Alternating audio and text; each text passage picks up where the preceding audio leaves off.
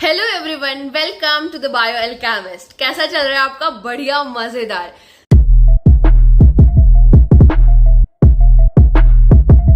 Student अक्सर bio पढ़ते हुए साइंटिस्ट के नेम और उनकी डिस्कवरी को लेकर परेशान हो जाते हैं।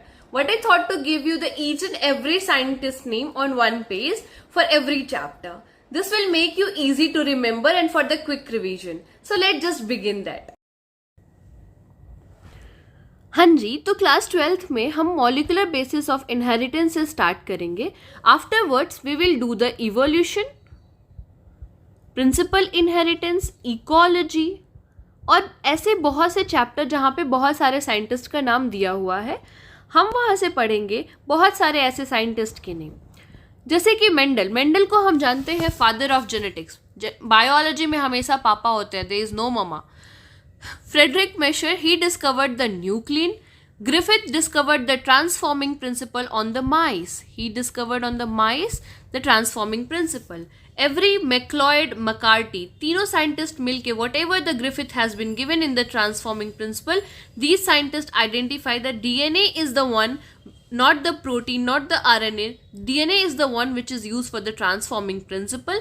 That's why this discovery is also known as the biochemical nature of the transforming principle. Next is Alfred Hershey and Martha Chase, जिसको हम Hershey and Chase भी बोलते हैं.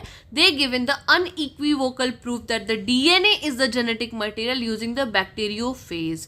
Their experiment is known as Hershey-Chase experiment. Next is Erwin Chargaff. इन्होंने दिया था base pairing rules कि ए हमेशा टी के साथ बाइंड होगा, जी हमेशा सी के साथ बाइंड होगा विद द हाइड्रोजन बॉन्ड, और इनका रेशियो हमेशा 1 के इक्वल होता है, कांस्टेंट होता है.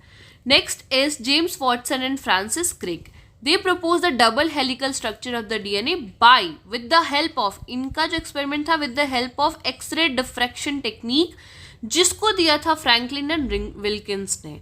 तो ये पहले डिस्कवर्ड हुआ था. आफ्टरवर्ड्स ये आया था by the help of only diffraction images. हम पता कर पाए थे कि जो डीएनए का जो स्ट्रक्चर है वो डबल हेलिक्स है. नेक्स्ट इज जॉर्ज गैमो, जो कि एक फिजिसिस्ट थे. He argued that there are only 4 bases, A-T-G-C, 4 bases है.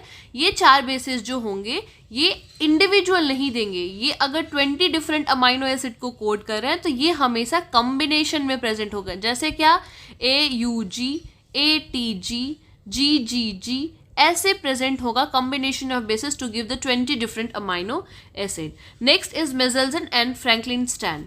इन्होंने semi conservative replication of the DNA दिया था, जिसको हम मेजल्सन एंड स्टैल एक्सपेरिमेंट भी बोलते हैं, जिसमें हम पढ़ेंगे हेवी और लाइट आइसोटोप्स के बारे में, जो कि हमें N15 N14 से हमें निकाल के मिला था.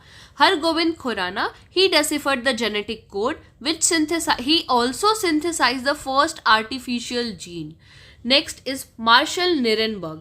He helped to crack the genetic code along with the George Gamow and Hargovind Khorana. Next is Severo Ochoa. एक एंजाइम होती है, he discovered enzyme polynucleotide phosphorylase which is used in the RNA synthesis. DNA से RNA बनाने में जो enzyme use करती होती हैं उसको इन्होंने डिस्कवर्ड किया था.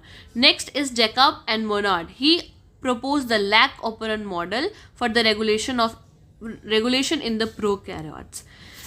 जैसे कि क्लास 12th में 2020 के पेपर में एक क्वेश्चन पूछा था कि Meselson and Stahl carrying out the centrifugation in the cesium chloride density gradient to separate what. तो आपको साइंटिस्ट के नाम के साथ साथ उनके काम को भी याद करना पड़ेगा. That he discovered the normal DNA from the 15N DNA. जो हैवी डीएनए जो N15 था, वहाँ एक लाइट था N14. तो he discovered the normal DNA from the N15 DNA. Use of radioactive thymidine to detect the distribution of newly synthesized DNA in the chromosome was performed by Taylor and his colleague in the 1958. तो Taylor ने वीसिया फाबा या faba beans पे ये by using the radioactive thymidine ने discovered करा था. Same with the prior experiment. The experiment proved that the DNA in the chromosome also replicates semi-conservatively. जो Matthew Meselson and Franklin style ने दिया था, उसी चीज़ को इन्होंने वीसिया फेबा पे काम करके इन्होंने बताया था. That's for the today. इतना ही साइंटिस्ट का नाम आपकी बुक में दिया हुआ है. आप यहाँ से एक हर एक साइंटिस्ट और उनके काम को क्विक रिविजन लाइक 2x पे आप सुन के आराम से before 1 day you can go and give the paper. Thank you so much.